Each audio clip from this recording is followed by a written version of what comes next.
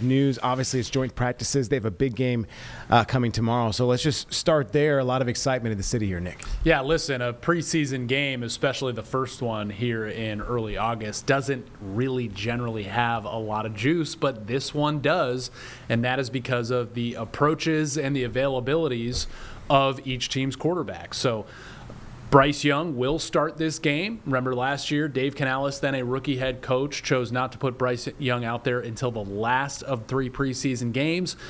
And that went for the other starters as well. So by the time they got to week 1 in New Orleans, they just did not look in sync, did not look together. In fact, Young threw an interception on the first play, and they lost 47-10. So a reversal in approach by Dave Canales has Bryce Young going out there.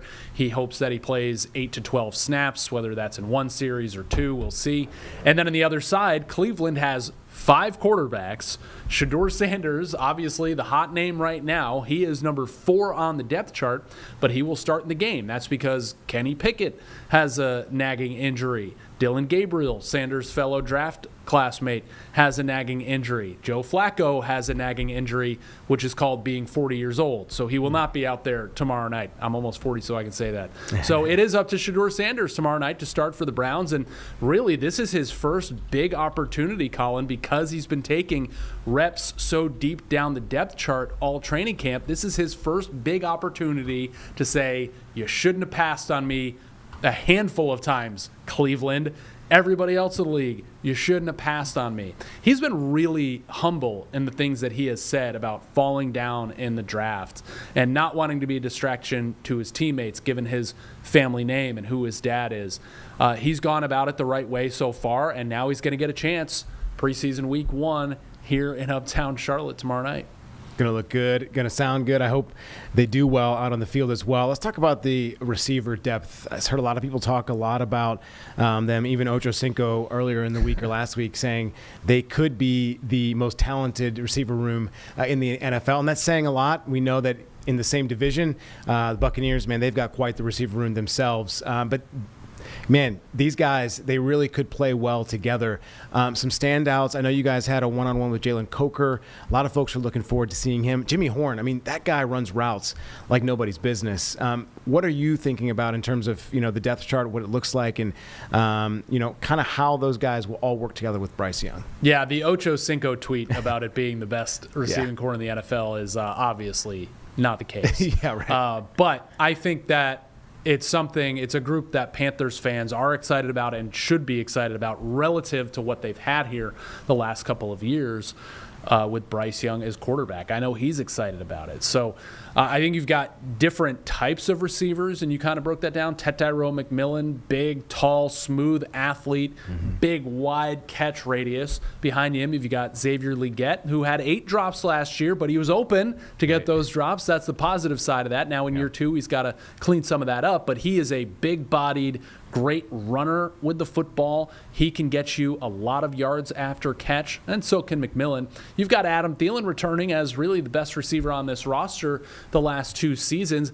He's still got a lot of juice and a lot of legs left in his career. At least he showed so last year and was mostly healthy last season.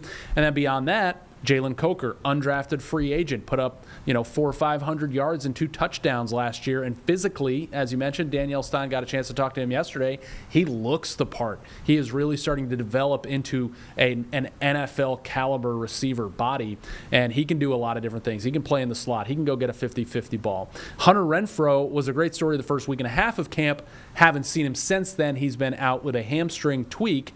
I'm not sure rainy days at practice and this first preseason game are the time to roll him back out. We'll see if he can kind of come back and recapture some of that momentum he had. And the forgotten man for a lot of people is David Moore, veteran wide receiver who came in last year, familiar with Dave Canales and his system, and made big catches more often than not for Bryce Young in key situations, 3rd downs, big drives. He was able to rely on David Moore, and I don't think you can shake your head at that. You've got Jimmy Horn Jr., who you mentioned they drafted in the 6th round, but he's got a lot of exciting tools. He's fast. He can get to the spot quicker than a lot of defensive backs. Now, can he put it together? I think he's going to make the roster regardless because of that investment in him and because of his potential. I'm not sure he'll be an impact player right away this season, but I'm very interested to see what he looks like in the preseason because he's going to get a lot of chances out there with Andy Dalton and then third-string quarterback Jack Plummer.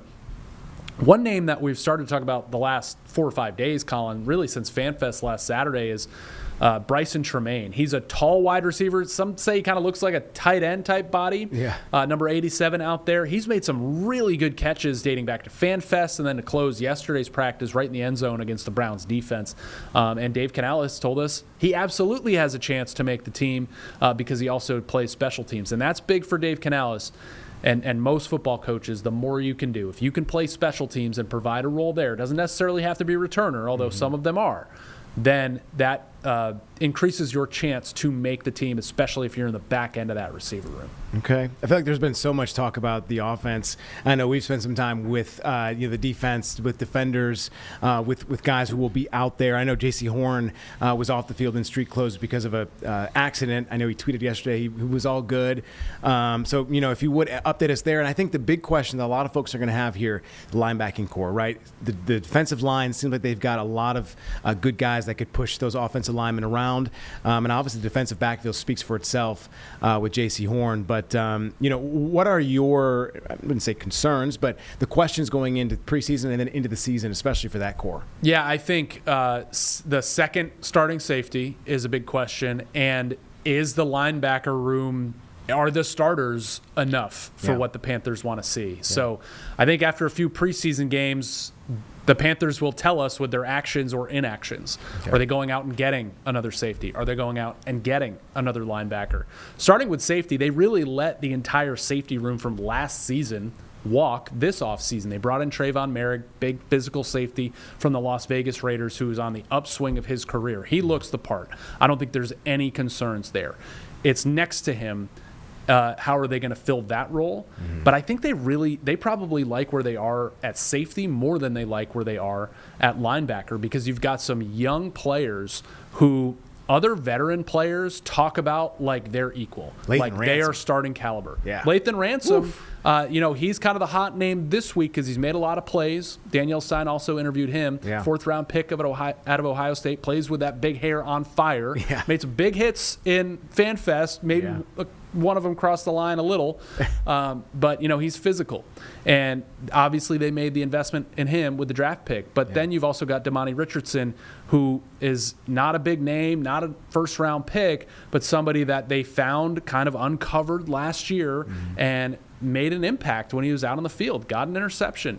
So he's had every opportunity to show himself. They've got Nick Scott back as well. And then at the nickel corner position, a position that nobody really talks about but is so important because you're relied upon in the coverage game with all these spread formations and 4 or 5 wide receivers at a time, but you also have to be willing and able to step up in the run game. And Shaw Smith-Wade is the player that showed himself to be able to do that last year. Had a big interception of Baker Mayfield at home. Unfortunately, they lost that game. Right. But has good play on tape for this coaching staff, and he is going to be a player that we don't really talk about a lot that is going to actually be a very big part of this defense. Okay. So that's kind of the secondary.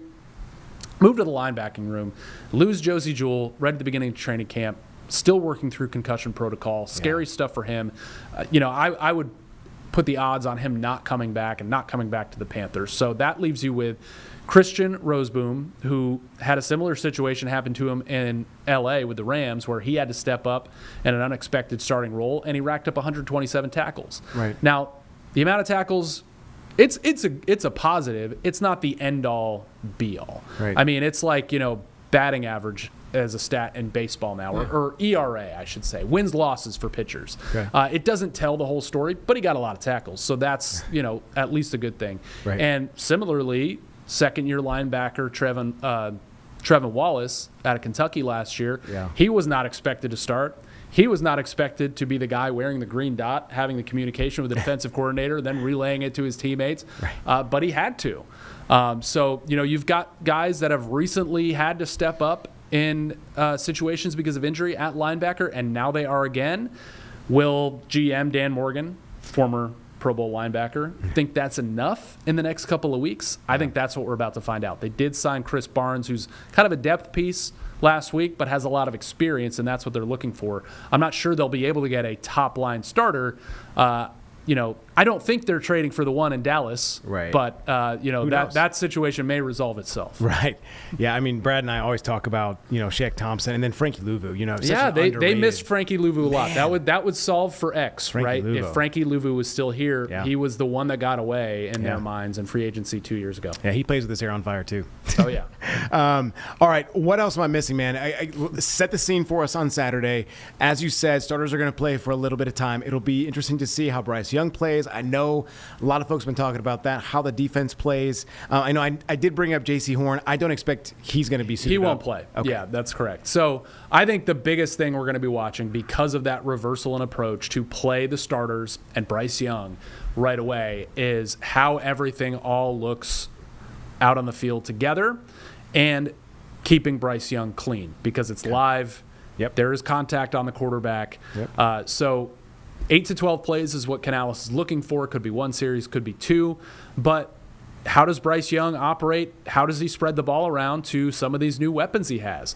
How do they run the ball with Chuba Hubbard and now Rico Dowdle, 2 1,000-yard backs from last year? Mm-hmm. And remember, this offensive line, even beyond the 5 starters, even the depth of the offensive line, all returns from last year. So hopefully that means keeping Bryce Young clean tomorrow night. But yeah, I mean, these 2 weeks, Dave Canales is going to give Bryce Young a lot of work. Yeah. A joint practice this week, a preseason game this week. Yeah. A joint practice next week down in Houston, a preseason game next week. That is a lot more work and a lot more ability to get a feel with everybody than I think 12 attempts last year in the 3rd preseason game. Yeah, so I think that's probably going to help this team hopefully get off to a better start. Yeah.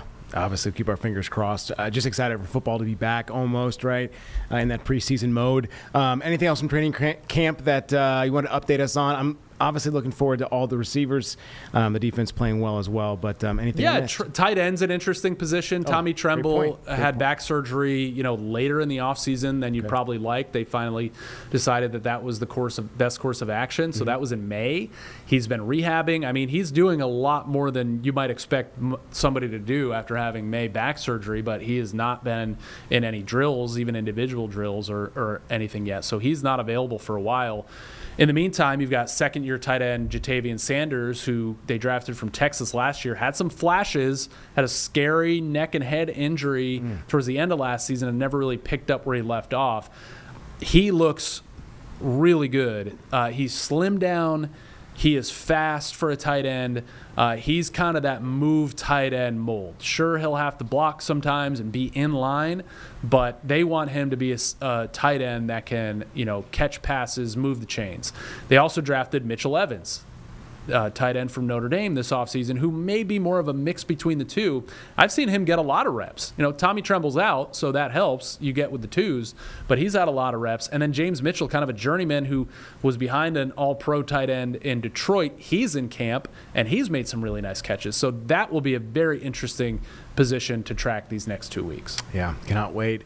As you kind of said, looking forward to seeing Lathan Ransom play. Hopefully, he'll bring the boom in some of these games, and it'll be fun. Yeah, the defensive line, too. I mean, I failed to mention that. It may be the most improved group on paper for the Panthers. Okay. You get 2 rookie All-SEC edge rushers in Nick Skorton and Princely Uman-Mielen. They're going to get their opportunities against Shedeur Sanders tomorrow night. It is Shedeur Sanders against the top line Panthers defense, at least for the first series or two. And Derek Brown, I believe we'll see out there. I'm not sure that's been confirmed yet. They may still take it easy with him.